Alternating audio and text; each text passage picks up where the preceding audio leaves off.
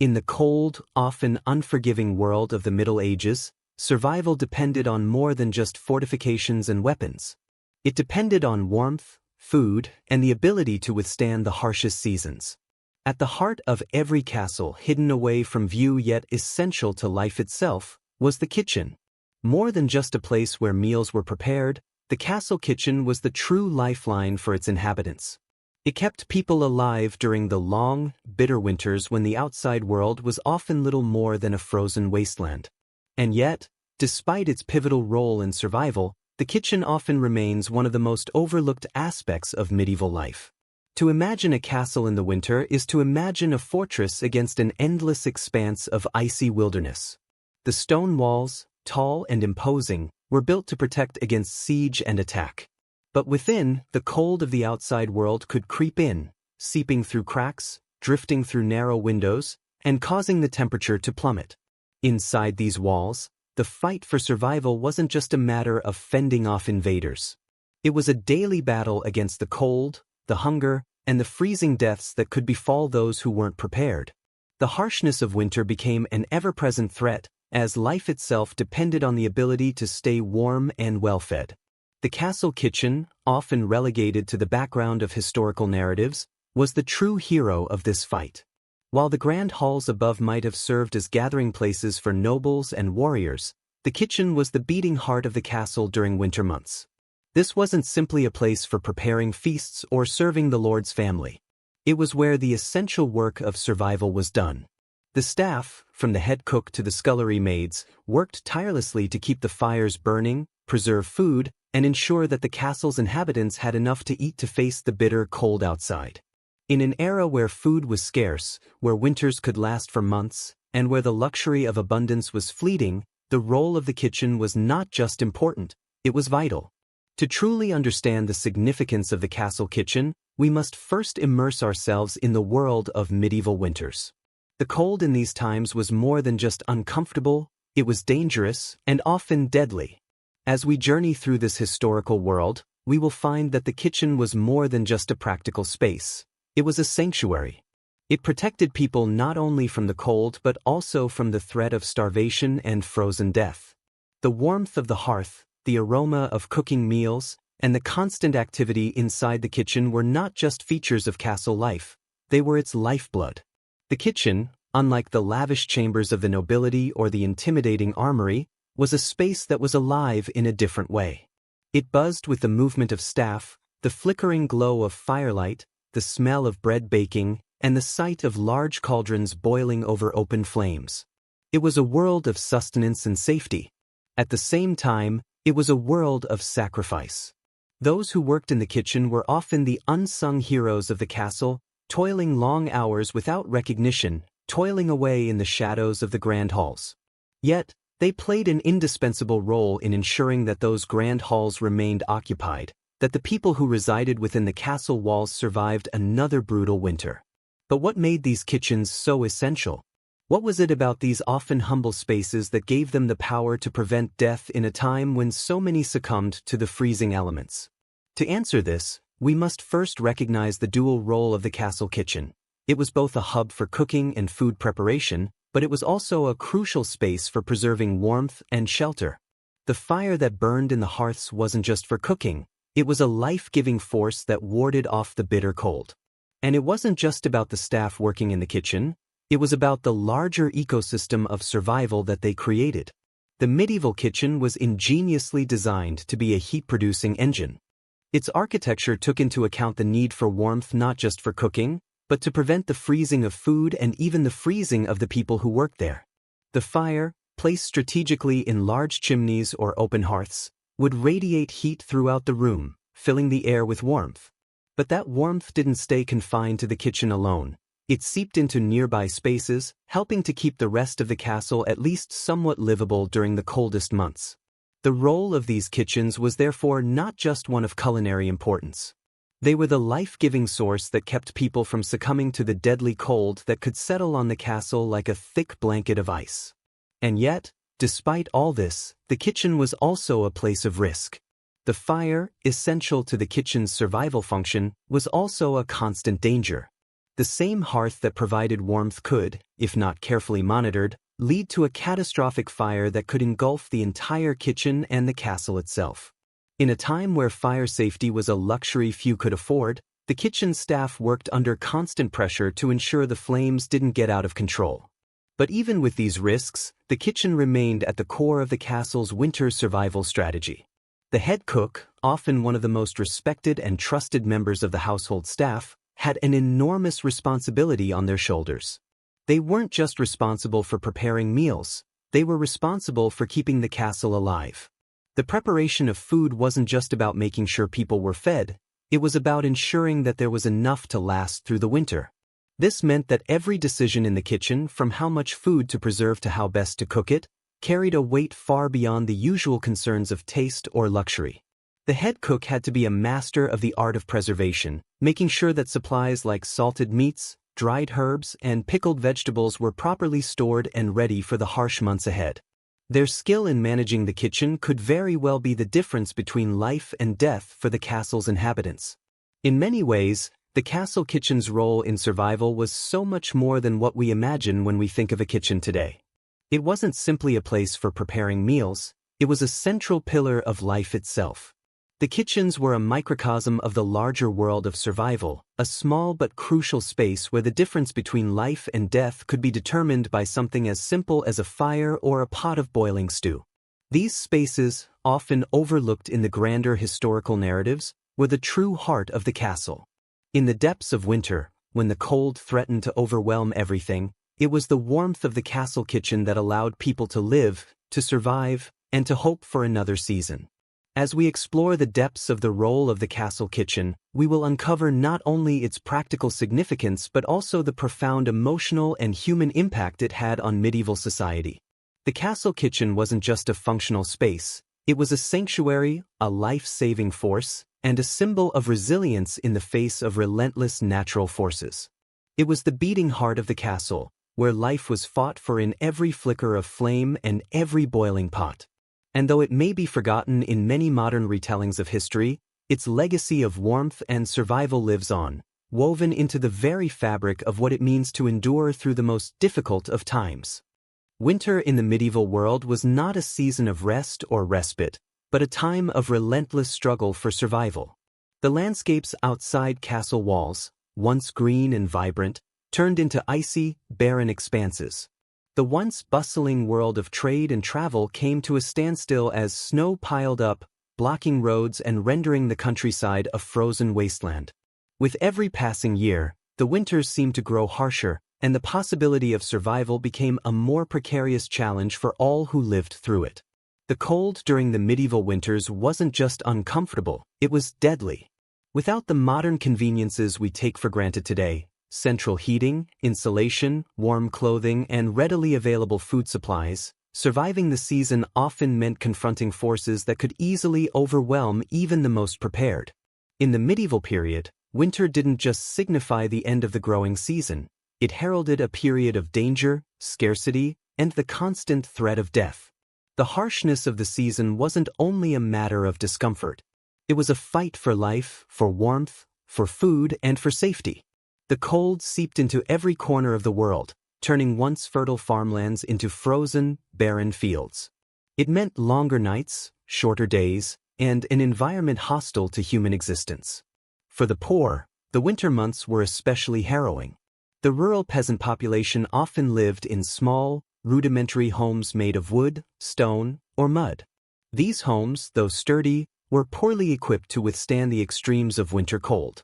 The thick walls might have kept the rain out, but they did little to block the bitter chill that crept through cracks and gaps. Heating a home was a laborious process. Peasants relied on open fires to stay warm, but such fires provided little comfort in homes with drafty windows or thatched roofs. The cold was an ever-present companion, and even a small mistake, like failing to keep the fire stoked or having enough food for the season, could mean a quick death from exposure. For the nobility, life was somewhat easier, but no less dangerous. The stone walls of castles, grand as they were, did little to keep out the cold without proper insulation or heating. The castles were cold, drafty structures that often had to rely on massive fires to maintain any semblance of warmth. While the nobles could afford extra blankets and fine clothing to fend off the chill, their lives were still at risk in winter. Frozen pipes, ice on the floors, and the constant threat of fire in the hearths meant that even the most privileged could easily meet a fatal end if they were not careful. However, the real threat was the food supply, or the lack of it. As the winter months dragged on, food in the medieval world became scarcer, and the long months between harvests left people with dwindling supplies.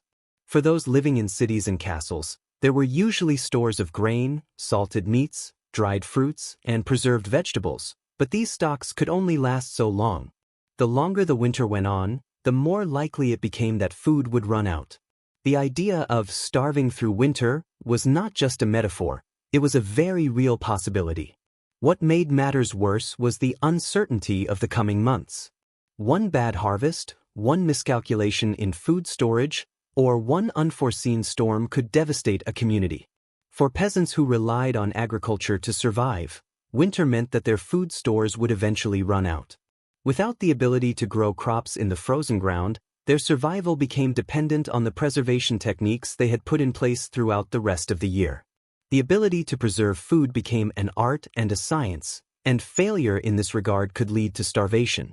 It wasn't uncommon for entire villages to suffer devastating losses when the cold months arrived and food supplies began to dwindle.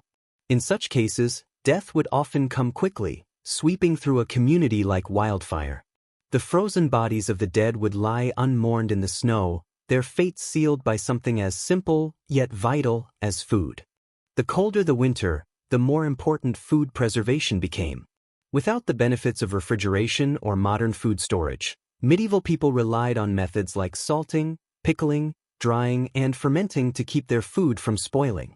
These techniques weren't just for convenience, they were essential to survival. Salted meats, for example, could last months, sometimes longer, depending on the salting method used. But even these efforts could fall short. Sometimes the supply of salt would run low, or the preservation methods would fail, and what was meant to keep people alive would turn into a source of sickness instead. A batch of spoiled fish or a misjudged ham could be the death of a family. For those inside castles, food preservation was even more critical. While nobles could enjoy richer meals and a wider variety of foodstuffs, they too relied on preserved food to survive the cold months. The kitchens within castles were not simply places for preparing food, they were also areas of intense food storage. Salting and smoking meat, drying fruits, and storing grains in cool, dry places were all part of the essential work done in the kitchen. The quality of food in the castle was directly tied to the skill and effort of the kitchen staff. These preservation methods were sometimes the only way to ensure that enough food could be available until the next harvest. But it wasn't just food that was at risk in the medieval winter, it was also the warmth itself. The castle kitchens, with their hearths and roaring fires, were not just a place to cook food. They were a vital force in maintaining the warmth and safety of the entire castle.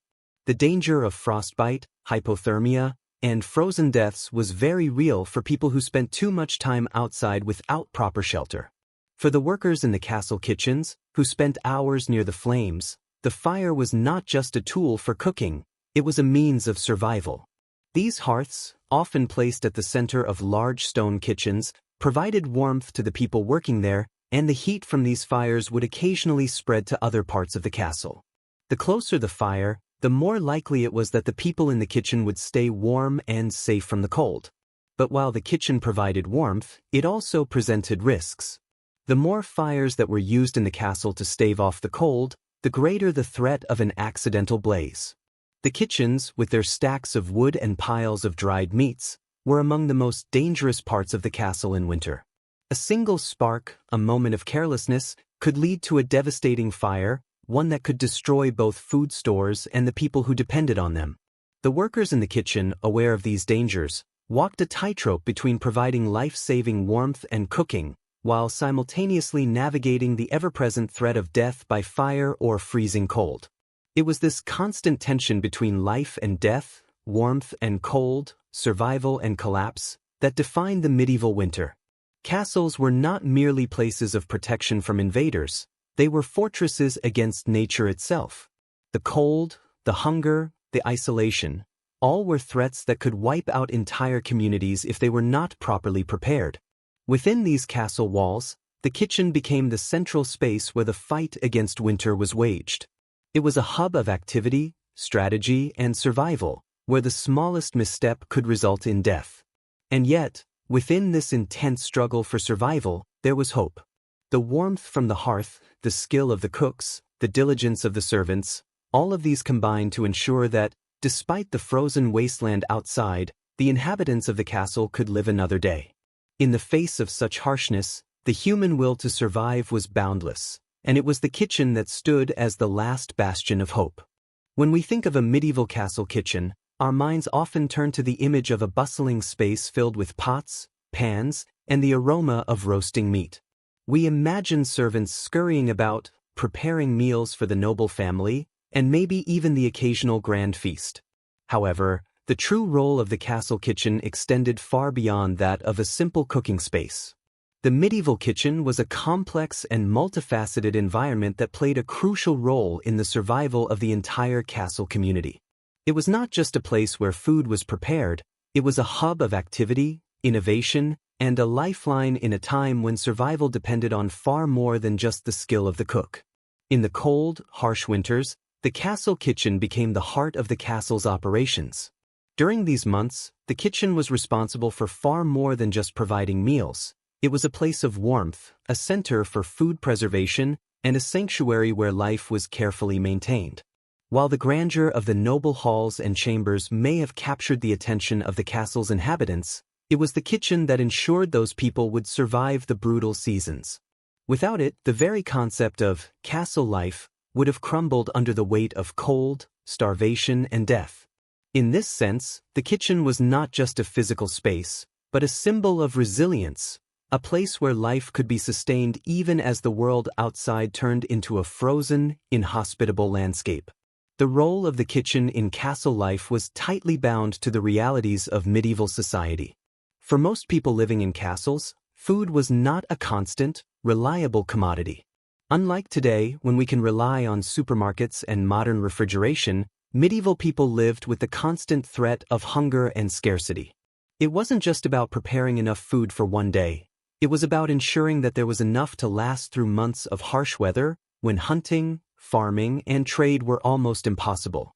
In such a world, the kitchen became more than just a place for preparing meals. It became the castle's lifeline, a critical part of the survival network that kept the inhabitants of the castle alive. At the center of this network was the kitchen staff. Unlike the noble lords and ladies who often enjoyed feasts and banquets, the kitchen staff worked long hours in the heat of the hearths, preserving food, keeping the fire going, and ensuring that everyone, whether noble or servant, had enough to eat to survive. The head cook, often one of the most trusted individuals in the castle, oversaw the entire operation, making decisions that impacted the daily lives of everyone within the castle walls. The cooks and kitchen maids worked tirelessly to prepare food, but their job also involved a range of other tasks that ensured the castle's survival through winter and beyond. One of the kitchen's most crucial roles during the colder months was food preservation. Without refrigeration, food had to be preserved in ways that kept it safe for consumption long after harvests had ended. The kitchen staff became masters of preservation techniques, learning how to cure, salt, pickle, dry, and store food in ways that would allow it to last throughout the cold, frozen months. In a world where every morsel of food could be the difference between life and death, the preservation of food was an art and a science. Every successful method of preservation was a small victory in the larger struggle to survive. Salted meats were perhaps the most common preserved food in the medieval kitchen. Salt, in its simplest form, was a vital resource, not just for seasoning food but for curing it. Salted hams, salted fish, and salted beef were essential staples that could last for months without spoiling. The process of salting meat required great skill and care, as any mistake could render the food inedible or, worse, dangerous. Salted meat had to be stored in cool, dry places to ensure it didn't spoil, and the kitchens were often responsible for maintaining these stores. It wasn't just the cooks who were engaged in this task. Servants and workers alike helped in the process, ensuring that the kitchen remained stocked with preserved foods, which were vital for the survival of the castle throughout the winter. but preservation went beyond salted meats. Fruits and vegetables, too, needed to be preserved. Canning, pickling, drying, and fermenting were all techniques used by the kitchen staff to extend the life of perishable goods. Apples, berries, and other fruits were often dried or preserved in sugar, while vegetables like cabbage, carrots, and onions were pickled or fermented. In addition to these techniques, the kitchen also had to store grains and cereals, which were the staples of the medieval diet.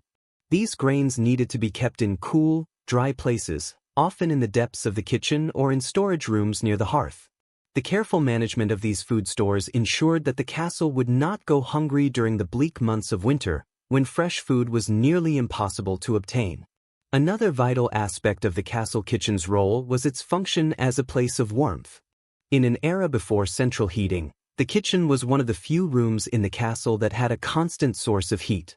The hearths, ovens, and stoves were the heart of the kitchen, providing warmth not only for cooking but for everyone who worked within its walls. The large fireplaces in the kitchen were capable of generating enough heat to make the room bearable, even during the coldest of days. It was here that the kitchen staff would gather, taking refuge from the biting cold that permeated the rest of the castle. For the workers, the warmth of the hearth was not just a luxury, it was a matter of survival. Without it, they could have easily succumbed to the freezing temperatures that raged outside. The kitchen also acted as a place of social interaction and community. The staff in the castle kitchen, cooks, maids, and servants, worked together as a team, each one contributing to the task of survival. This collaboration wasn't just practical, it was also vital to the morale of the people involved. Life in a medieval castle, especially during the long, dark winter months, could be isolating.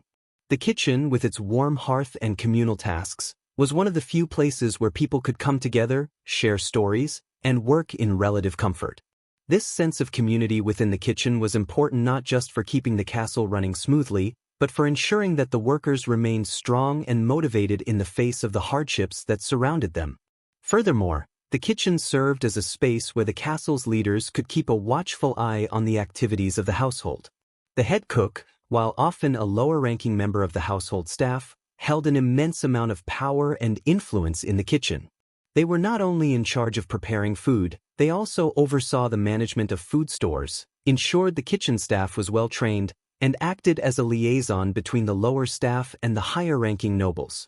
In some cases, the head cook could even have a say in matters of castle politics, as their role was so vital to the well-being of the entire household. The castle kitchen was, in essence, a microcosm of the broader social and economic structures of medieval life. It wasn't just a place where food was prepared, it was a hub of survival, a place where people worked tirelessly to ensure that life continued, despite the ravages of winter. The kitchen staff, often working long hours in harsh conditions, became the unsung heroes of castle life. Their work, though unseen by the nobility who enjoyed the fruits of their labor, was the foundation upon which the entire household's survival rested. Without the kitchen and the work that took place within it, the noble family would have struggled to survive the harsh winters. The kitchen was not just a place for cooking. It was the center of life, the heart of the castle, and the essential force that kept the world inside the castle walls from freezing to death. The kitchen was also a space of adaptability and innovation. In times of scarcity, when food was running low, the kitchen staff had to make do with what little they had.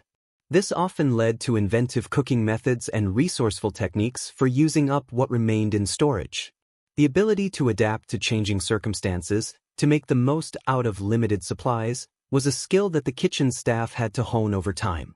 It was this adaptability, coupled with the relentless work of food preservation and the constant care of the hearths, that allowed the castle kitchen to fulfill its role as the lifeline of the castle during the most challenging months of the year.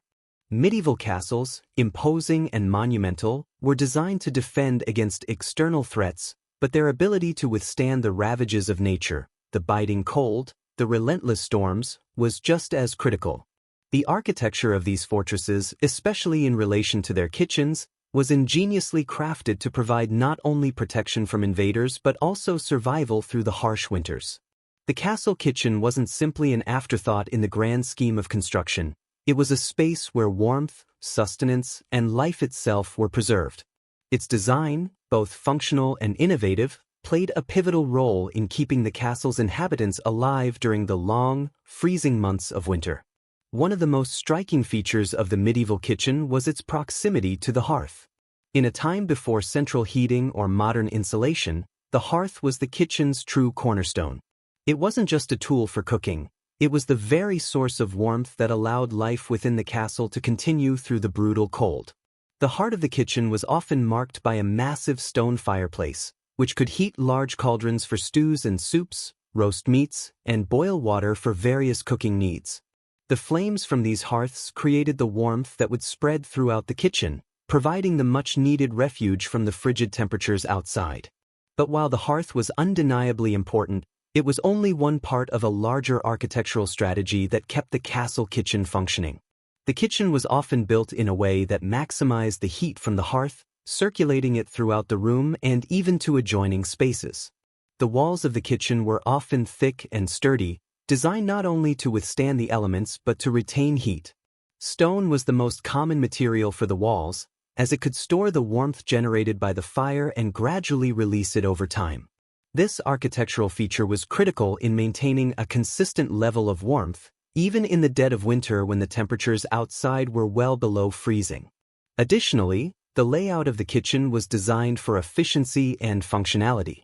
Castles were often large and sprawling with multiple wings and levels, but the kitchen was typically located in a central, easily accessible area of the castle.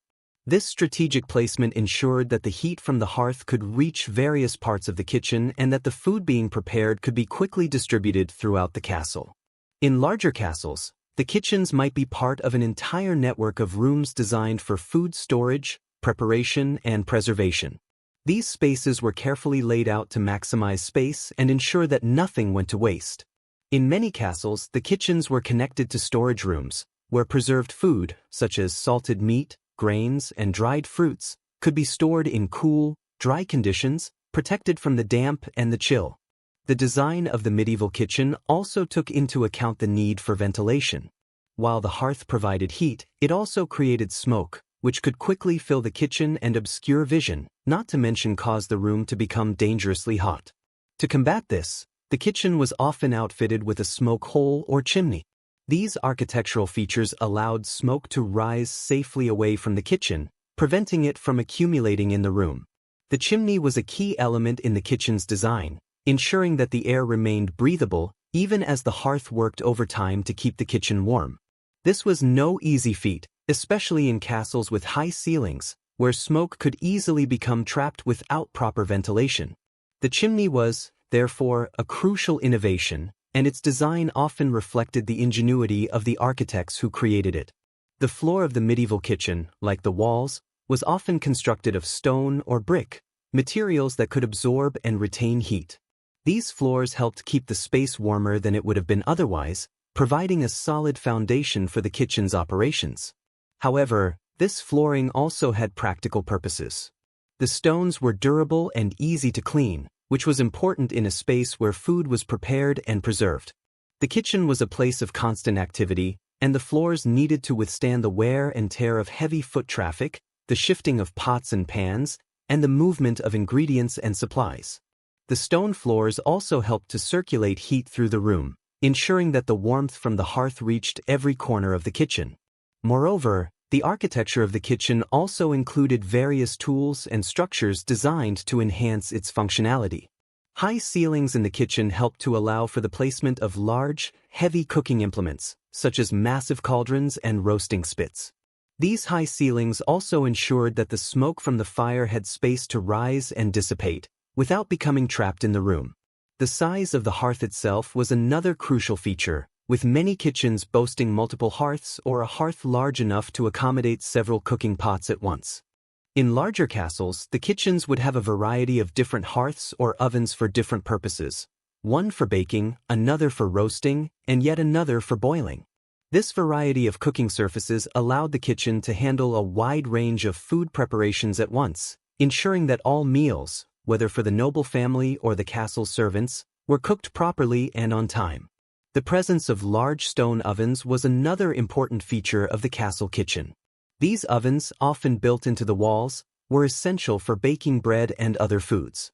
Medieval bread was a staple of the diet, and the kitchen's ovens were built to accommodate large quantities of dough. The ovens were typically designed to hold a steady, consistent heat, allowing the bread to bake evenly. In addition to bread, the ovens were also used to roast meats, bake pies, and prepare other foods that required dry heat. The ovens were usually positioned near the hearth, ensuring that the heat from the fire could be used to maintain a steady temperature within them. The proximity of the ovens to the hearth also helped ensure that the kitchen staff could easily monitor the cooking process, adjusting the temperature as needed. In some cases, the kitchen's architecture extended to the creation of special areas for food preservation. Large storage rooms, often built below ground level, were used to keep food cool and dry during the winter months. These rooms, with their thick stone walls and cool, dark environments, were perfect for storing perishables like vegetables, fruits, and meats. In larger castles, these storage rooms would have been connected to the kitchen through a series of passages or doorways, allowing the kitchen staff to access the food they needed without having to venture into the cold. The preservation of food was essential during the winter months, and the kitchens were often equipped with the tools and spaces necessary for curing, salting, and smoking meats, pickling vegetables, and drying fruits. This careful architecture ensured that food could be preserved for months, providing sustenance during the coldest times of the year when fresh produce was scarce. The design of the kitchen was also influenced by the need for safety. The medieval kitchen, as vital as it was also one of the most dangerous places in the castle. With open flames and large quantities of hot, boiling liquids, the risk of fire was ever present. As a result, the layout of the kitchen was designed to mitigate this danger. The placement of the hearth, ovens, and other cooking implements was carefully planned to reduce the risk of fire spreading. Kitchens were often placed in separate, isolated areas of the castle, away from living quarters and storage rooms. The separation of the kitchen from the rest of the castle ensured that, if a fire did break out, it would not endanger the rest of the castle. Additionally, kitchen staff were trained to work safely around the flames, keeping the fire stoked and controlled while avoiding accidents. The medieval kitchen was a testament to the ingenuity and resourcefulness of its designers and inhabitants. Every detail of its architecture, from the positioning of the hearth to the placement of the ovens, was carefully considered to ensure that the space could fulfill its vital function. The kitchen was not just a place for cooking, it was a place of survival, where warmth, sustenance, and life itself were carefully preserved. Without the thoughtful design of these kitchens, many castles and their inhabitants would not have survived the harsh winters. The architectural innovations that went into the creation of the medieval kitchen helped to ensure that life inside the castle could continue, even as the world outside was consumed by cold and darkness. In the heart of every medieval castle kitchen, there was a constant and ever-present element: fire. The importance of fire in this environment cannot be overstated. It was not just a tool for cooking but the very lifeblood of the castle itself. In an era before electricity, gas stoves, or central heating, fire was the source of warmth, the catalyst for preserving food, and the essential component in ensuring the survival of the people living within the castle walls. The fire in the kitchen provided light in the darkness, heat in the cold, and sustenance for those who would otherwise face the grim reality of starvation and death during the winter months. Without fire, the kitchen would cease to function, and the castle would become an inhospitable, cold place that would quickly fall into ruin. Fire was crucial to the daily life of the medieval kitchen. It wasn't simply used for cooking, it was the foundation upon which all of the kitchen's operations depended. The kitchen was designed around the need for fire, with massive hearths and ovens built into the walls to create and contain flames large enough to heat the entire room. These hearths were not small, functional spaces. They were central features that commanded attention. The size of the hearths and the placement of the ovens were carefully considered, not just for cooking efficiency but also for their ability to generate heat that would spread throughout the kitchen and even into the adjacent parts of the castle. In these hearths, large iron cauldrons would be suspended over the flames, boiling water for cooking, preparing stews, soups, and broths that were essential for providing warmth and nutrition to the castle's inhabitants. The fire didn't simply make food, it helped to sustain life itself. The larger the hearth, the more food could be prepared at once, and the more heat could be distributed through the kitchen. In fact, many medieval kitchens had multiple hearths to handle the different types of cooking and heat needed for daily operations. One hearth might have been dedicated to boiling, while another could have been used for roasting, and yet another for baking. This strategic use of fire ensured that the kitchen could handle the demands of preparing food for a large household, especially during the cold months of winter. But fire was not just important for food preparation. It was also essential for the preservation of food. Without refrigeration, which didn't exist in medieval times, preserving food was a matter of life and death. Fire allowed for the process of smoking, drying, and curing meats, which would have otherwise spoiled in the absence of modern preservation methods. Smokehouses, often adjacent to the kitchen, were used to preserve meat by slowly drying it over an open flame. This method kept food edible for months, allowing the castle's inhabitants to survive through the winter months when fresh food was scarce. Salted hams, smoked fish, and dried sausages were staples that could be stored for long periods, keeping people fed even when the fields were frozen and the snow piled high outside. In addition to preserving food, fire was used to keep the kitchen warm. During the brutal winters, when the cold outside could penetrate the thick stone walls of the castle, the hearths provided the only source of heat.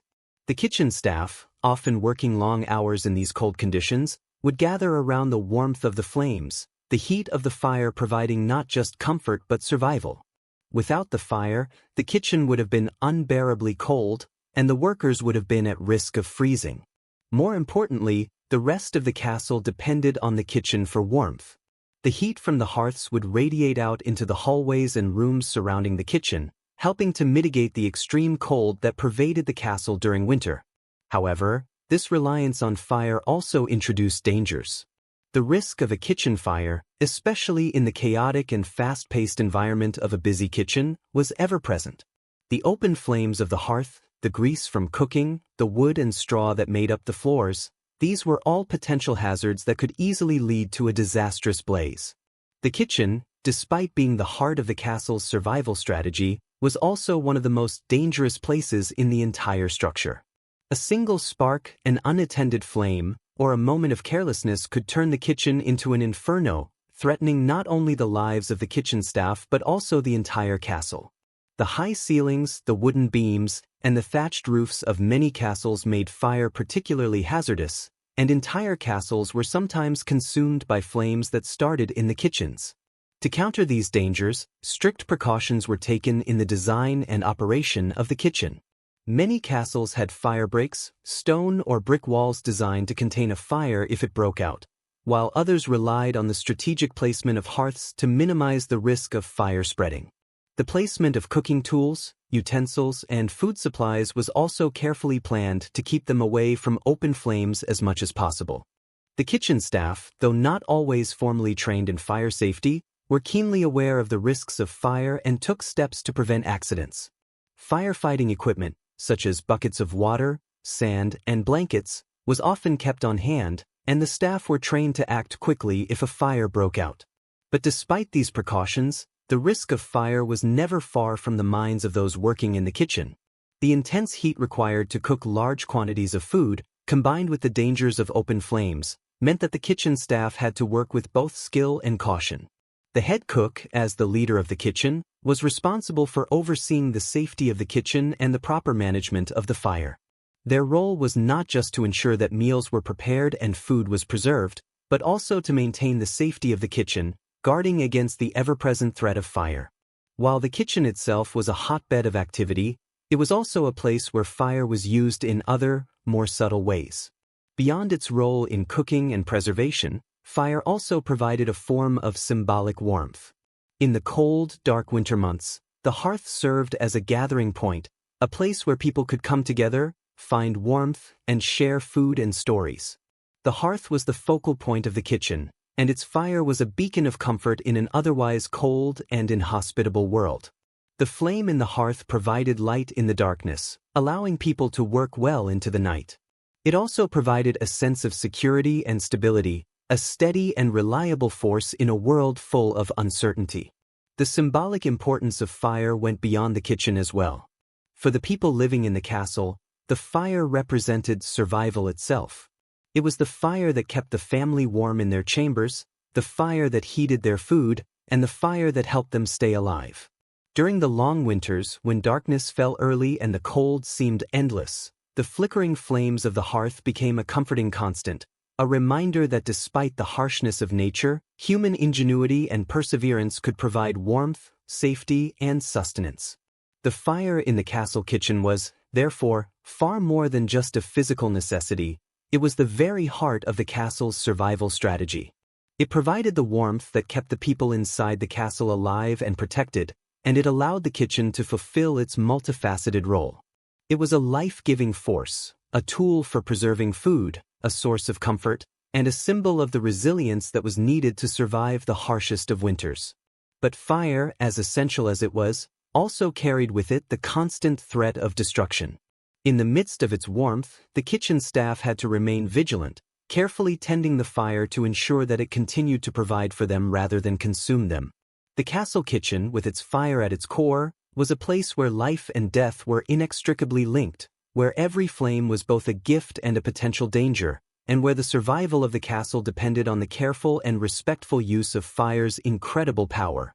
The medieval diet was a complex interplay of scarcity and luxury, shaped by the seasonal rhythms of nature, social class, and the availability of ingredients.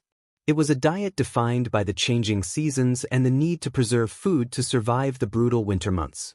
While the nobles of the castle enjoyed lavish feasts, the diet of the common people was far more modest, with their meals largely determined by what could be grown, preserved, or traded during the year. The role of the castle kitchen in this process was vital. It was not just a place to cook food, it was the center of the food preservation efforts that sustained the entire castle, regardless of social class. For the nobility, the winter diet was a time of abundance, but that abundance had been carefully planned and preserved. The wealthy had access to a wide range of foods, but this wealth was not necessarily the result of having fresh ingredients year-round. Instead, it was the product of careful preparation and preservation methods that had been employed throughout the warmer months. The wealthy could afford to stockpile salted meats, smoked fish, pickled vegetables, and dried fruits, all of which could be stored for months in the cool, dark rooms of the castle. Grain, often stored in large wooden bins, provided a steady supply of bread, porridge, and other staples. The noble kitchens also had a variety of exotic spices and herbs imported from distant lands, making their meals more flavorful and diverse than those of the common folk. In contrast, the diet of peasants was far more limited. For them, the winter months meant a scarcity of fresh produce, and their meals were largely based on what they could grow and preserve during the rest of the year. Root vegetables, such as carrots, turnips, and potatoes, were often the mainstay of their diet, as these hardy vegetables could be stored for long periods in cool, dry conditions. Grain, too, was a key component, and bread made from barley or rye was a common food item. Peasants would also rely heavily on preserved meats, such as salted pork or beef, and the occasional poultry or game that could be hunted in the forests surrounding the castle. However, their meals lacked the variety and luxury of the noble kitchens, and food was often a basic necessity rather than a source of enjoyment. The role of the castle kitchen in these differing diets was crucial. While the nobles enjoyed a richer diet, it was the kitchen's ability to preserve food that allowed their meals to remain abundant throughout the winter. Meat, fish, and other perishable foods were salted, smoked, or pickled to ensure they lasted through the cold months. The kitchen staff, skilled in the art of food preservation, would spend much of the year preparing these foods, knowing that without their careful efforts, the noble family would face hunger when the fresh produce of the harvest was gone. This reliance on preserved food was a survival mechanism, one that ensured that no matter how cold or harsh the winter, there would always be food to sustain the castle's inhabitants. For the peasants, the preservation of food was just as important, though their resources were much more limited. With fewer luxuries available to them, their preservation methods focused on the essentials: salt, smoke, and drying. These methods, while effective, were often less sophisticated than those used in the noble kitchens. Still, the need for preservation was universal. A peasant family might spend the autumn months salting fish, drying herbs, and pickling vegetables to ensure they had enough food to last through the winter. The food they had was simple and unadorned, but it was often the result of years of learned skills passed down through generations of families who had perfected the art of survival. Despite these differences in social class, food played an important role in all parts of the castle. The castle kitchen was a place where meals were not only prepared but also carefully curated to ensure that they met the needs of the people they fed. For the nobles, the castle kitchen was a place of indulgence. Their meals were elaborate affairs, designed to impress guests and showcase wealth. Banquets and feasts, held in the grand halls of the castle, were a common sight, where tables groaned under the weight of roast meats, pies, pastries, and exotic dishes that had been brought from distant lands. These feasts were about more than just sustenance, they were about status and power. The nobility used food as a way to display their wealth and position in society. A feast wasn't just a meal, it was an event, a spectacle, a moment to showcase the lord's power, influence, and sophistication. For the kitchen staff, the preparation of these feasts was a matter of great skill. It wasn't just about cooking the food, it was about ensuring that each dish was perfectly executed, with every detail meticulously planned. The kitchen itself was a hive of activity, with the head cook overseeing a team of assistants who worked tirelessly to prepare everything from intricate sauces to grand roasts. Meat would be carefully spiced, vegetables selected and cooked to perfection, and pastries baked with the utmost care. The kitchen staff had to be both fast and precise, often working under immense pressure to meet the demands of the nobility. The castle kitchen also played an important role in the preservation of the ingredients used for these feasts. While nobles enjoyed fresh bread, fruit, and meats, these foods didn't simply appear overnight. They were the product of months of preparation. Bread had to be baked in large ovens, and meats needed to be butchered and stored before they could be cooked. The preservation of spices, herbs, and fruits, often dried or pickled, was another vital part of the kitchen's work. Many of the fruits and vegetables that would appear at the feasts were preserved in sugar or stored in jars to ensure they could be used when fresh ingredients were no longer available. For the common folk, food was far less ornate, but no less important. The peasants relied on what they could grow, hunt, and preserve. They ate simple meals, often consisting of bread, soup, and stews made from the preserved meat or the root vegetables they had stored. For them, the kitchen was not a place of luxury or indulgence, but one of necessity. The simplicity of their diet was a reflection of their means. Yet, even for them, food held a profound significance. A warm pot of stew, made with whatever ingredients they had on hand, was more than just a meal, it was a means of survival. The kitchen, while humble, was the heart of their household, providing warmth, sustenance, and comfort during the cold months. The food that was prepared in the castle kitchen was also an expression of the season. In the summer, fresh fruits and vegetables would be abundant, and the kitchen would be filled with the scents of herbs, berries, and greens. These ingredients would be preserved, dried, or canned for the colder months when fresh produce was no longer available. The kitchen's role was to prepare for this seasonal change, making sure that food could be eaten well beyond the harvest season. Preservation became especially important during the winter, when the cold prevented any new food from being grown, and the castle depended on the foods that had been stored months before. This seasonal nature of food was more than just a reflection of the natural world. It was a reminder of the precariousness of life. A poor harvest, a failed preservation attempt, or a scarcity of salt could lead to hunger and even death. The kitchen was not just a place of convenience. It was a space where survival was ensured through hard work and careful planning. The diet of the medieval castle, whether for the nobles or the peasants, was shaped by the seasons and by the labor that went into preserving food for the harsh months ahead. In the castle kitchen, food was both a privilege and a necessity, and its preservation was the key to ensuring that life would continue even when the outside world froze over. The medieval castle kitchen was not just a place where food was prepared, it was a microcosm of the social structure of the castle itself. Within the kitchen's walls, a carefully structured hierarchy existed, with each individual occupying a specific role and responsibility. This system, though not always visible to those in the castle's great halls or chambers, was critical to the efficient operation of the kitchen. The hierarchy was a reflection of the broader feudal system that governed medieval society, where each person, regardless of their status, played an essential part in ensuring the survival and success of the household. At the top of the kitchen hierarchy was the head cook or master cook, an individual whose skill and experience were paramount to the success of the kitchen. This person was entrusted with overseeing the entire food preparation process, from planning meals to directing the kitchen staff. The head cook was often one of the most important members of the household, especially in large castles, where the kitchen was responsible for feeding dozens, if not hundreds, of people.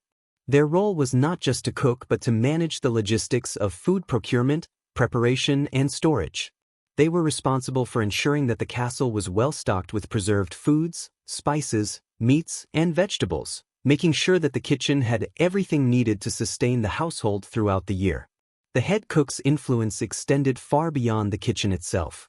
In many cases, they were involved in the broader management of the household's resources, working closely with the steward or the castle's lord to ensure that the food supply remained steady. Their role was one of leadership and authority, with the ability to influence decisions about the types of foods that were purchased, grown, or traded. This level of responsibility required not just culinary expertise but also managerial skill, as the head cook had to balance the needs of the castle's inhabitants, the available resources, and the seasonal fluctuations in food supply. Beneath the head cook, there were various assistant cooks or second cooks, who helped prepare the meals and managed specific tasks within the kitchen. These individuals were skilled in the art of cooking, though not to the same extent as the head cook. They would often specialize in particular areas of food preparation, such as roasting, baking, or preparing sauces. In some cases, the assistant cooks would be in charge of cooking meals for the castle's staff or the lower-ranking members of the household, while the head cook focused on meals for the noble family and their guests. While the assistant cooks were responsible for many aspects of the kitchen's work, they were also responsible for supervising the kitchen maids and helpers, who made up a significant portion of the kitchen staff. These workers were often young women or servants who did the more labor-intensive tasks, such as washing dishes, cleaning the kitchen, chopping vegetables, and performing the repetitive tasks that were essential to the kitchen's operation. Though their work was crucial, their position in the hierarchy was far lower than that of the cooks. Kitchen maids and helpers were often expected to work long hours in difficult conditions, and their labor went largely unacknowledged by the higher-ranking members of the kitchen staff. However, without their work, the kitchen would have ground to a halt, and the entire household would have suffered. Alongside the kitchen maids were the scullions, who were tasked with the most menial and physically demanding chores. These were often young boys or the lowest-ranking servants, responsible for cleaning the kitchen, tending the fires, and scrubbing pots and pans. Their work was essential to the cleanliness and efficiency of the kitchen, but they occupied the bottom rung of the kitchen's social ladder. Despite their lowly status, the scullions were often in the thick of the kitchen's most chaotic moments, running errands, fetching water, and assisting with the preparation of food.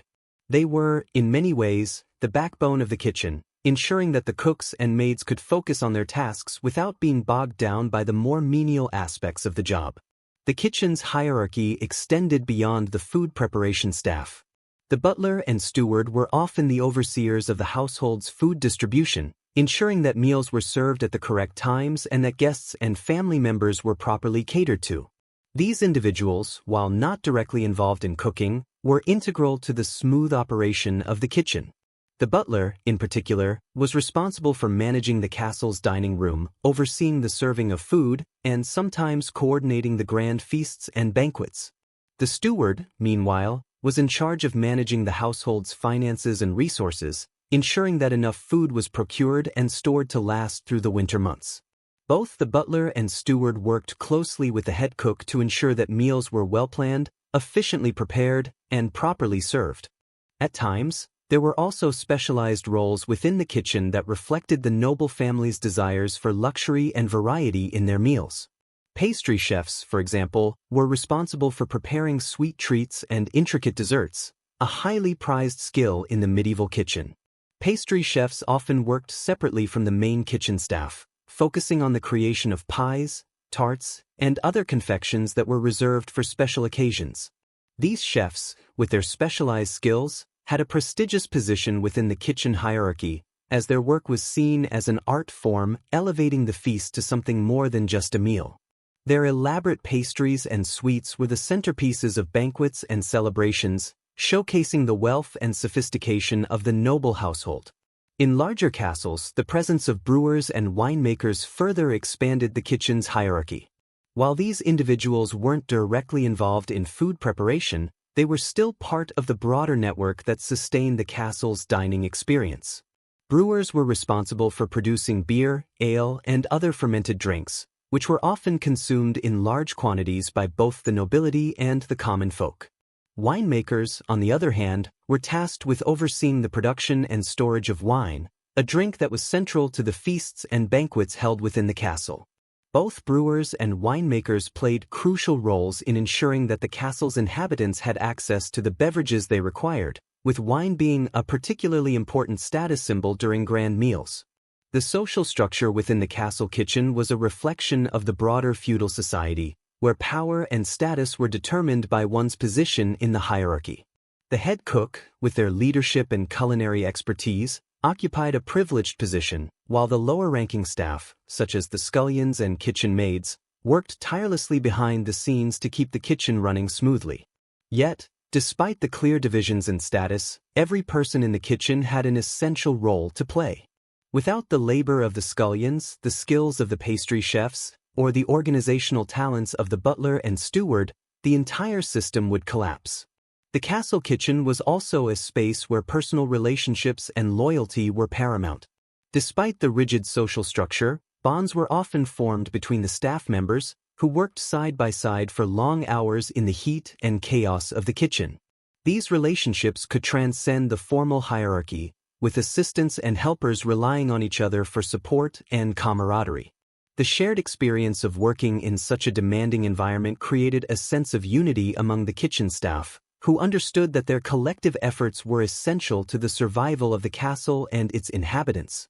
The kitchen was a place where the class divisions of the larger society could be both reinforced and, at times, blurred, where skills and dedication mattered more than birth or wealth.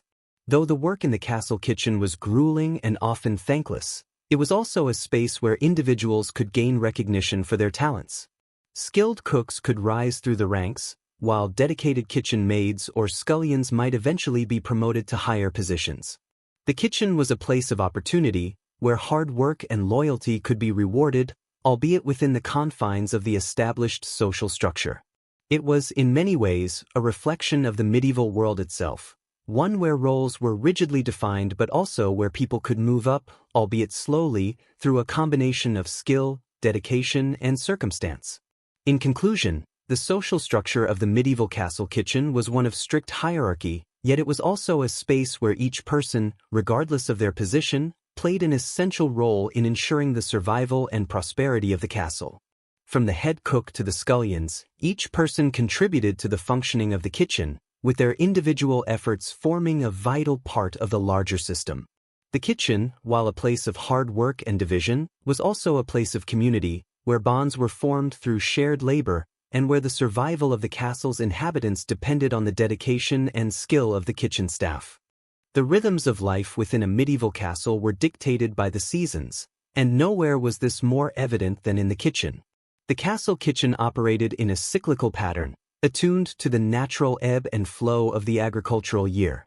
Spring, summer, fall, and winter each brought distinct challenges and opportunities for the kitchen staff, who were tasked with ensuring that the castle's inhabitants would have enough food to survive through each season, especially the harsh winter months.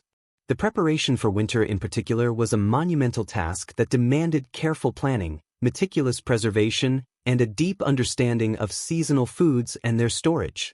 As autumn began to fade and the cold breath of winter crept in, the kitchen staff would start their most critical period of work. This was the time to ensure that there was enough food stored to last through the long, dark months when fresh food would be scarce. The weeks leading up to winter were marked by a flurry of activity as the kitchen staff preserved, salted, smoked, and dried everything that could be stored for later use. The castle kitchen, often a bustling place during the warmer months when fresh produce was abundant, took on a different character in the fall. It became a place of urgency, with every available surface covered with trays of vegetables, meats, fruits, and herbs that needed to be preserved in one form or another. The autumn harvest was crucial to the kitchen's ability to weather the winter months. During the harvest, the staff would work closely with the lord's gardeners, the local farmers, and even the surrounding villages to collect as much fresh produce as possible. The kitchens would be filled with baskets of apples, pears, cabbages, carrots, onions, and squash, foods that could be stored for months without spoiling. Many of these fruits and vegetables were prepared for preservation through various methods.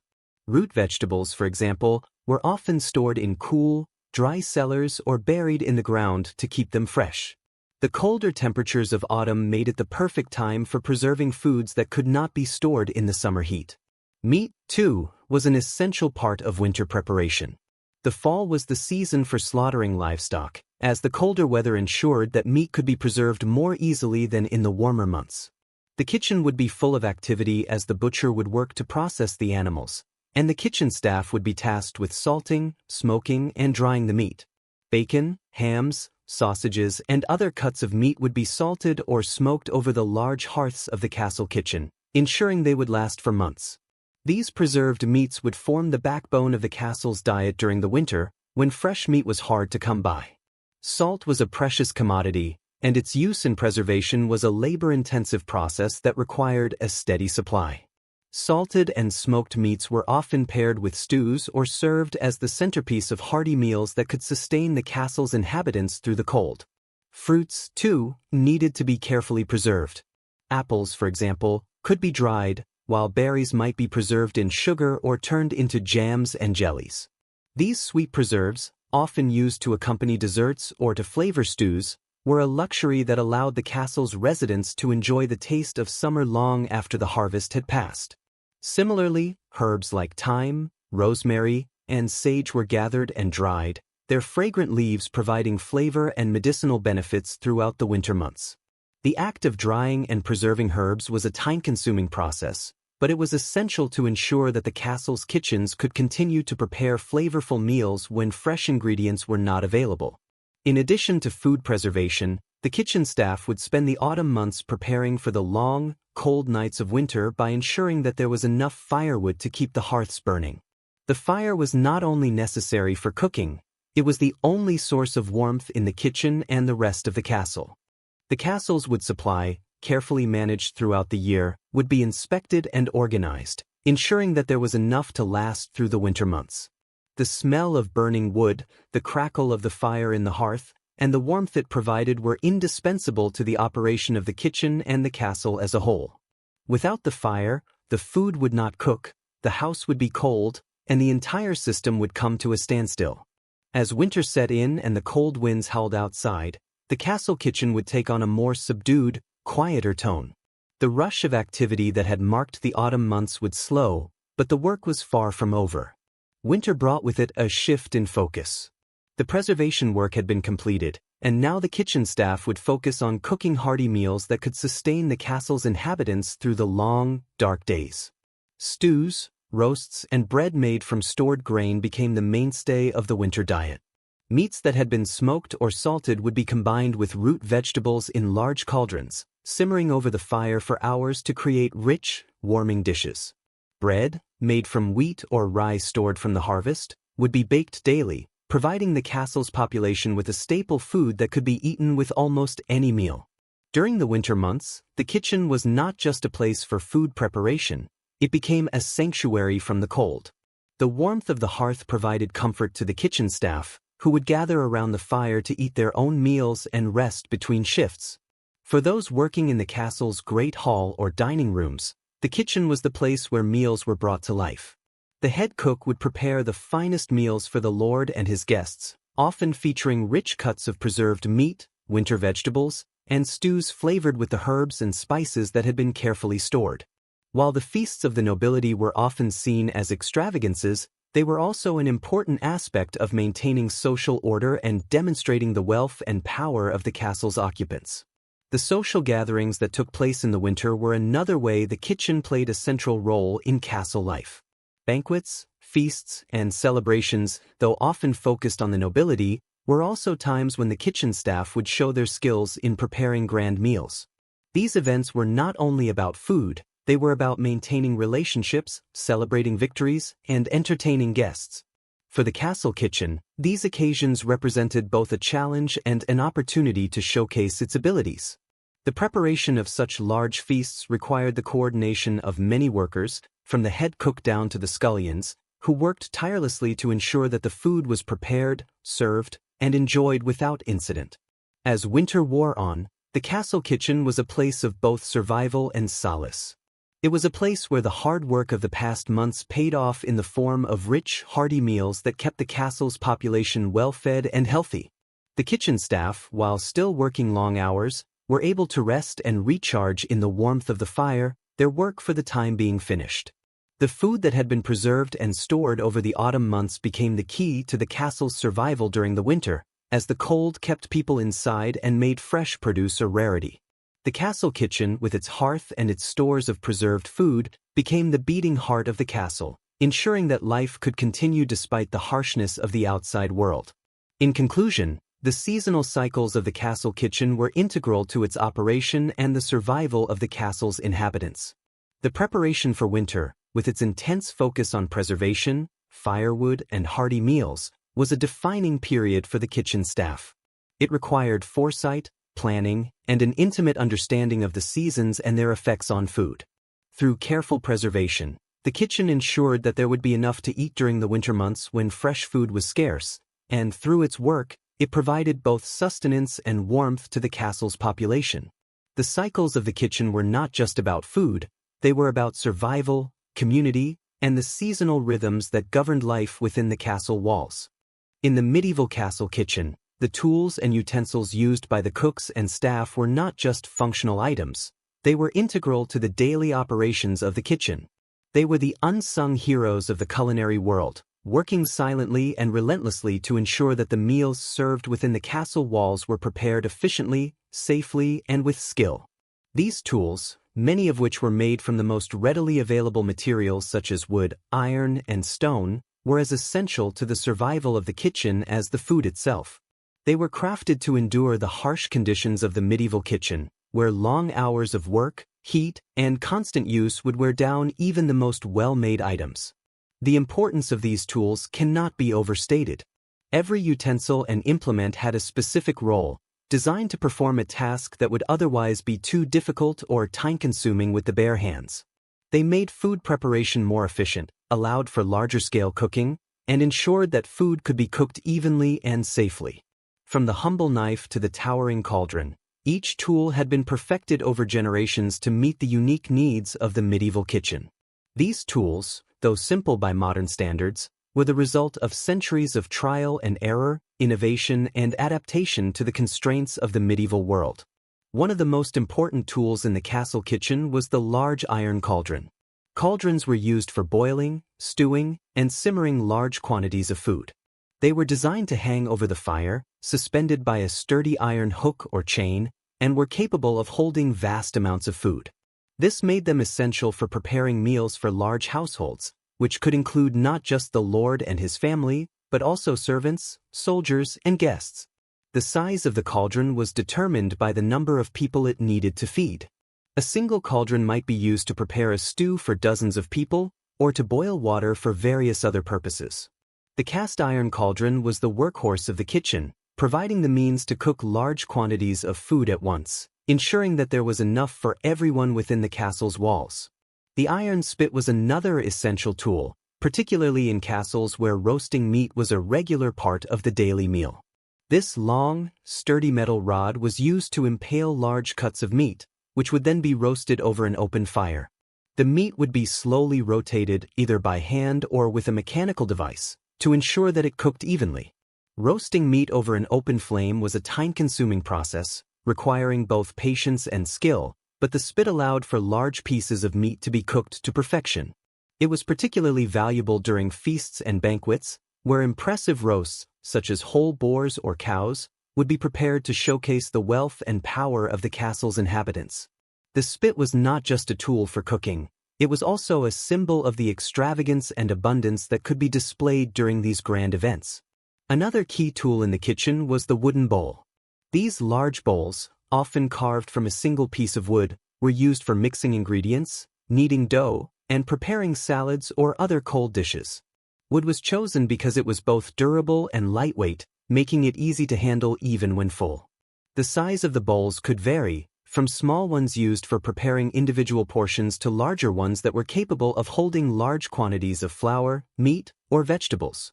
Wooden bowls were also easy to clean, as they could be rinsed with water and were less likely to retain odors or stains from food than other materials. Though humble in appearance, these bowls were indispensable in the kitchen, serving as the foundation for many of the tasks that took place throughout the day.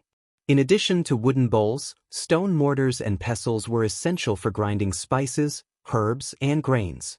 These tools, made from rough stone, were used to crush and grind ingredients into fine powders or pastes. Spices were incredibly valuable in the medieval kitchen, as they were used to flavor and preserve food, as well as to demonstrate wealth and sophistication. The mortar and pestle allowed the cook to extract the full flavor of these spices, grinding them into powders that could be added to dishes for seasoning. Mortars and pestles were also used to grind grains into flour or meal, a crucial step in the preparation of bread, porridge, and other staple foods. Though grinding by hand was time-consuming and physically demanding, the mortar and pestle were the only tools capable of producing the fine, uniform consistency required for many medieval dishes. While the mortar and pestle were essential for grinding, the knife was the tool used for nearly every aspect of food preparation. Medieval knives, often made from iron or steel with wooden handles, were essential for chopping, slicing, and carving. The quality of the knife could vary, but a sharp, well-crafted knife was a prized possession in the kitchen. Knives were used to break down large cuts of meat, chop vegetables, carve bread, and even prepare fish. The ability to use a knife skillfully was one of the most important skills a medieval cook could possess. In fact, knives were so important in the kitchen that they were often considered a personal tool. Many cooks would carry their own knives with them, sharpening and maintaining them with great care. Another indispensable tool in the kitchen was the wooden spoon. These spoons were used for stirring, mixing, and serving food. Like the wooden bowls, the spoon was chosen for its durability and ease of use. The long handle allowed cooks to stir large pots of food over the fire without burning themselves, while the rounded bowl of the spoon was perfect for scooping up stews and sauces. Wooden spoons were also easier on the pots and cauldrons, preventing scratches and damage that could result from using metal utensils. Though the wooden spoon was a simple tool, it played a critical role in the daily work of the kitchen, helping the cooks prepare and serve food efficiently. In larger kitchens where multiple tasks needed to be coordinated at once, the large hearth or fireplace was often accompanied by a range of specialized tools, including tongs, pokes, and fire shovels. Tongs, which were often made of iron, were used for handling hot pots and pans, especially when they needed to be moved from one part of the hearth to another. Pokes were used for stoking the fire, ensuring that the flames remained high and consistent. Fire shovels were used to move ash and charcoal, keeping the hearth clean and ready for cooking. These tools ensured that the fire was always at the right temperature, an essential part of the cooking process in the medieval kitchen. In addition to these basic tools, the medieval kitchen saw the introduction of more specialized equipment as the culinary needs of the castle grew more complex. Baking ovens, which were often separate from the main kitchen, became more common in larger castles. These ovens were used to bake bread, pies, and other pastries that were an essential part of the medieval diet. The ovens were built with thick stone walls to retain heat, and cooks would need to carefully manage the temperature to ensure that the baked goods cooked evenly. A poorly managed oven could result in bread that was undercooked or overbaked, so the skill required to operate the oven was an important part of the kitchen's operation. Finally, the medieval kitchen also made use of storage containers and preserving jars. Large wooden barrels or clay pots were used to store grains, flour, salted meats, and liquids like wine or vinegar. These containers were designed to keep food safe from contamination and to maintain freshness. Storage was just as important as cooking, and having the right container for each type of food could make the difference between a successful winter stockpile and one that spoiled before it could be used. Jars were also used for preserving fruits, jams, and pickled vegetables, ensuring that foods could be eaten long after their harvest season had ended. In conclusion, The medieval kitchen was a place of innovation and craftsmanship, where every tool was essential for the successful preparation and preservation of food. From the large iron cauldron to the humble wooden spoon, each utensil had been designed with care and precision to meet the needs of the kitchen. These tools, crafted from the materials available at the time, were not just functional, they were essential to the survival of the castle's inhabitants.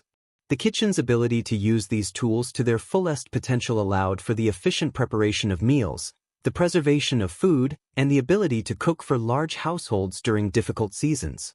In a time before modern conveniences, these tools were not just objects, they were the key to ensuring that food was both plentiful and prepared with skill.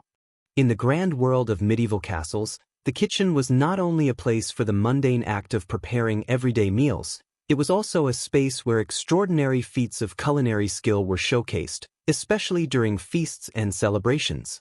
These events, often tied to religious festivals, political occasions, or the arrival of important guests, were more than just opportunities for eating. They were carefully orchestrated spectacles of power, wealth, and social status, with food serving as both sustenance and a symbol of the castle lord's influence. The castle kitchen, under immense pressure and facing logistical challenges, had a pivotal role in ensuring these grand occasions were not just filled with impressive dishes but also with awe and wonder, elevating the castle's reputation in the eyes of its guests and the local population. The preparation for a feast began long before the day of the event.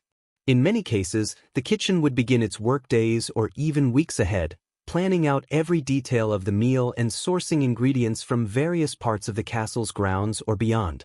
The complexity of the menu could vary greatly, depending on the occasion.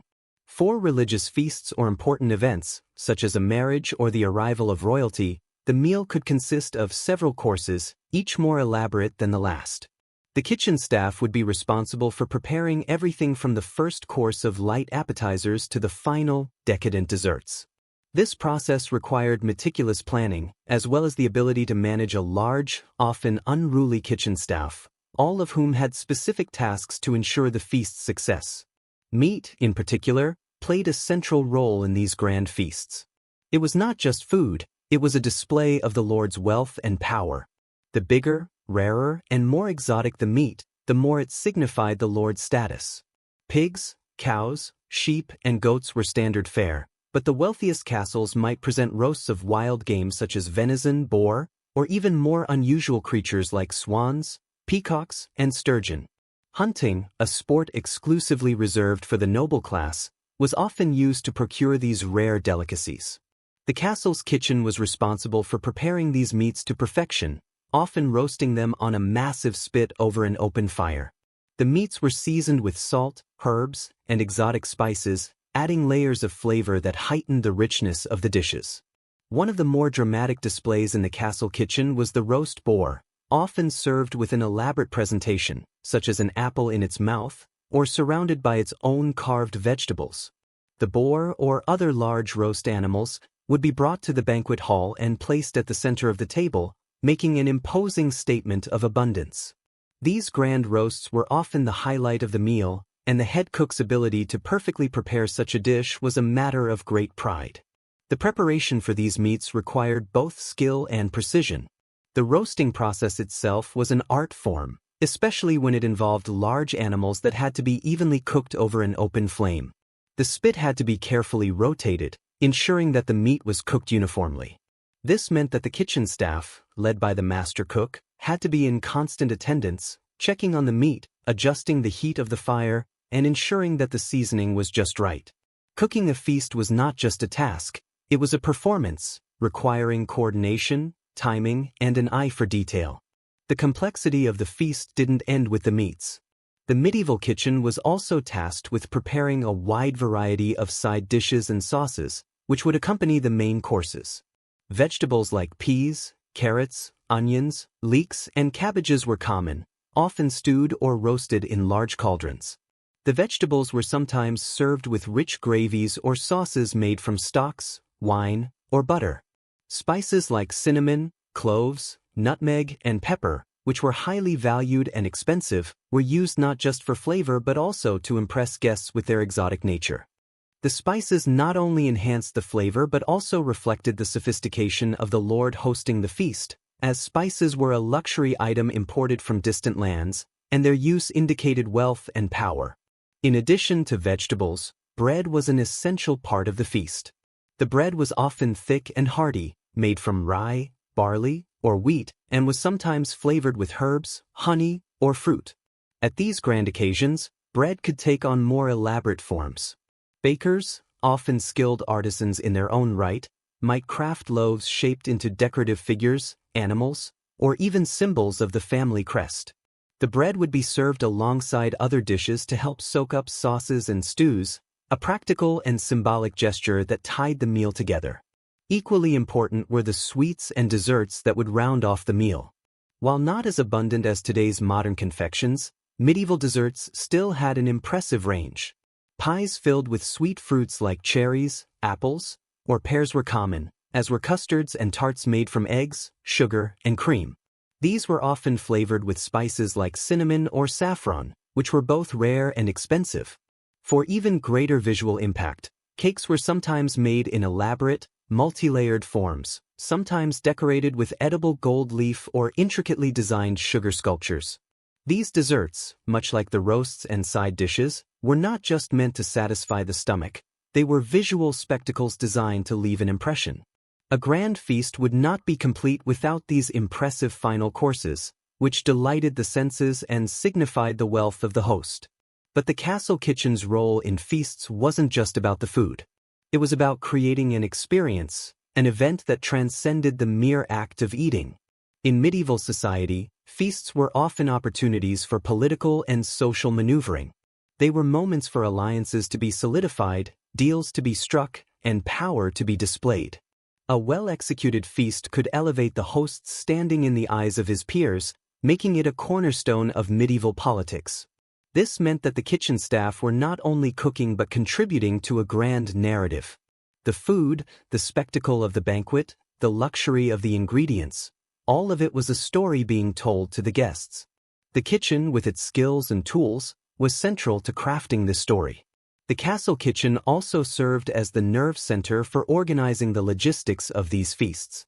It wasn't enough simply to cook the food, it also had to be delivered at the right time, at the right temperature, and in the right way. The steward and butler played essential roles in managing the flow of food, ensuring that the guests were served in a timely and organized manner. The serving staff would move swiftly and silently through the banquet hall, bringing dish after dish to the table, ensuring that nothing went amiss. The kitchen itself, though far from the center of attention, was the engine that made the feast possible, working tirelessly behind the scenes to ensure that the event went off without a hitch. The scale of these feasts was often enormous, with hundreds of guests seated in the great hall. In some castles, where large banquets were frequent, there would be separate kitchens designed for specific purposes. There might be a meat kitchen, a baking kitchen, and even a sweet kitchen, each dedicated to preparing a specific type of food. The kitchen was a massive operation, and in larger castles, it could operate almost like a factory, with an army of cooks, bakers, butlers, and attendants working in unison to prepare and serve the meal. These banquets also provided an opportunity for entertainment, with minstrels, jesters, and other performers entertaining the guests between courses. While the kitchen worked behind the scenes, the hall itself would come alive with music, laughter, and conversation. It was a display of both culinary and social mastery. The success of the event depended on the seamless coordination between the kitchen and the rest of the castle. The staff's ability to serve a large crowd of guests without error, while keeping the quality of the food high, was a testament to the skills of the kitchen and its staff. In conclusion, the castle kitchen played a pivotal role in medieval feasts and celebrations, not just as a place for preparing food, but as an essential part of the power structure of the castle itself. These events were more than mere meals, they were displays of wealth, status, and influence. The kitchen staff, from the head cook to the scullions, worked tirelessly to ensure that each banquet was an overwhelming success. In this space, food became a form of communication, a way for the lord to assert his power, impress his guests, and solidify his social position. The castle kitchen, in all its complexity, was a place where the art of cooking met the art of politics, and where culinary feats were woven into the fabric of medieval life. The castle kitchen was more than just a place where food was prepared, it was a symbol of stability and survival in an unpredictable world. In medieval times, the castle was not just a residence, it was a fortress, a center of power, and often the last refuge during times of crisis. In such an environment, the kitchen played a vital role in maintaining the strength of the household, ensuring that both the lord and his people were well fed, even in the most difficult times. From the height of prosperity to the depths of war, famine, and social unrest, the kitchen was an anchor, providing sustenance and order when the world outside the castle walls became uncertain. During times of peace and stability, the kitchen operated smoothly, as it prepared food for daily life and grand feasts alike. The staff knew what to expect each day, and the food supplies were abundant, often grown on the castle's own lands or sourced from nearby villages. These were times when the kitchen could experiment with new recipes, offer variety in the meals, and even indulge in extravagance. However, medieval society was not a static entity. The world outside the castle walls was fraught with challenges, wars, famines, invasions, and political upheavals. These turbulent times demanded that the castle kitchen adapt and evolve in ways that would help it navigate these crises and continue to provide for the castle's inhabitants, often under extreme pressure. One of the primary functions of the kitchen during times of crisis was food preservation. The medieval kitchen, particularly in castles, relied heavily on the preservation of food to survive during periods of scarcity, such as winter months or times of war. Preservation methods, such as salting, smoking, drying, and pickling, were essential to ensuring that food could be stored for long periods without spoiling. These preservation techniques allowed the kitchen to continue to feed the household, even when fresh food was not available. Salt, a valuable and often scarce resource, was particularly important in the preservation process.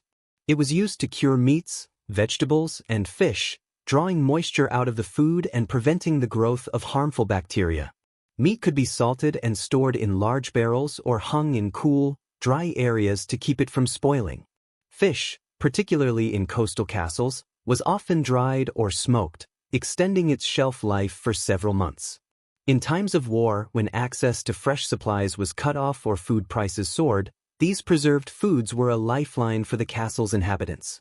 The ability to rely on stored food during a siege, when no new supplies could enter the castle, was crucial to survival. Without a well-stocked larder of preserved foods, the castle might fall into desperation and its defenders might be left vulnerable. Moreover, grain storage was another essential aspect of the castle kitchen's role in ensuring survival during uncertain times. Grain, particularly wheat, barley, and oats, formed the foundation of the medieval diet. Stored in vast granaries, these grains could be ground into flour to make bread, porridge, and other staples. The ability to store grain for long periods was vital, especially during times of famine or war. Castles often had large stores of grain, carefully measured and managed by the steward, to ensure that there was enough to last through hard times. The steady supply of grain helped maintain food security within the castle, offering a sense of stability even when the outside world was in chaos. Beyond food preservation, the gardens surrounding the castle played a crucial role in the kitchen's ability to maintain a consistent food supply. Castle gardens were often extensive, filled with vegetables, herbs, and fruit trees. These gardens were not just ornamental, they were designed to support the kitchen's needs throughout the year. When times were peaceful, these gardens provided fresh produce to complement the preserved meats and grains stored in the larder. However, in times of crisis, the garden became even more critical. It was a space where the kitchen could grow essential foodstuffs, ensuring that the household could continue to eat when supply lines were disrupted. The herbs grown in the garden were also vital for flavoring the food, and their medicinal properties were valued in times of illness. During times of war, the role of the kitchen took on even greater significance. Sieges, when enemy forces surrounded the castle and cut off access to the outside world, were some of the most dire periods for medieval castles. The castle kitchen had to be prepared for such a scenario, as food would need to last for weeks or even months without replenishment. The cooks, stewards, and other staff were tasked with rationing the stored food, making sure it was used efficiently and sparingly. This often meant that meals became simpler, with stews and porridge becoming staples. The preservation of meat, vegetables, and grain became even more important during these times, as fresh food was no longer an option. The barracks kitchen, an offshoot of the main kitchen, was another area that needed to be stocked and maintained during times of war. The soldiers who were tasked with defending the castle required sustenance just as much as the lord and his family. The kitchen staff had to prepare large quantities of food for the troops, who might be stationed in the castle for extended periods. These meals, though not as extravagant as those served to the nobility, were essential to keeping the soldiers strong and ready for battle. Bread, meat, and stews would often be the primary fare for the soldiers, as these were filling and could be prepared in large quantities. While the noble feasts may have been lavish, the military rations were an equally important part of the kitchen's operation during times of conflict. In times of plague or illness, the role of the kitchen again became central to the castle's survival. When disease struck, food and water had to be carefully monitored to avoid contamination. The kitchen staff, particularly the stewards and medical staff, worked closely together to ensure that the food was safe to eat and that the sick were properly nourished. In some cases, special diets were prepared for those who were ill, using ingredients that were believed to have medicinal properties. The kitchen was not just a place of sustenance, it became a place of care and attention to the health of the castle's inhabitants. The careful preparation of broths, porridges, and herbal remedies helped support the immune systems of the sick and helped them recover more quickly. As the centuries passed and the medieval world began to shift, the role of the castle kitchen evolved. In times of political upheaval, when the power of the nobility was challenged, the kitchen's role as a symbol of stability became even more pronounced. As the structure of feudal society began to break down and new systems of government emerged, the kitchen's ability to sustain the castle's inhabitants during periods of social and economic change became a testament to its enduring importance. Even as castles began to lose their military significance, the kitchen continued to serve as a symbol of continuity, an anchor in a world that was rapidly changing. Through it all, the kitchen remained a constant, its staff working tirelessly to provide for those within the castle walls, ensuring that the basic need for food was met, regardless of the circumstances. In an era where life was often precarious and uncertain, the ability to provide food through difficult times was a mark of resilience. The kitchen staff, led by the master cook, were not just culinary experts, they were vital to the survival of the castle, ensuring that it could weather storms, both literal and metaphorical, and continue to function even when the outside world was in turmoil. In conclusion, the castle kitchen was far more than a place where food was prepared. It was a symbol of stability, continuity, and resilience. In times of crisis, whether in war, famine, plague, or social upheaval, the kitchen ensured that the castle's inhabitants could survive and endure. Through careful preservation, strategic food storage, and the cultivation of gardens, the kitchen played a central role in maintaining the strength of the castle. It was a space of practical ingenuity, where the challenges of the outside world were met with resourcefulness, and it provided a lifeline for those living within the castle's walls. In times of change and uncertainty, the castle kitchen was a pillar that supported the household, helping to keep the flame of civilization burning in the face of hardship.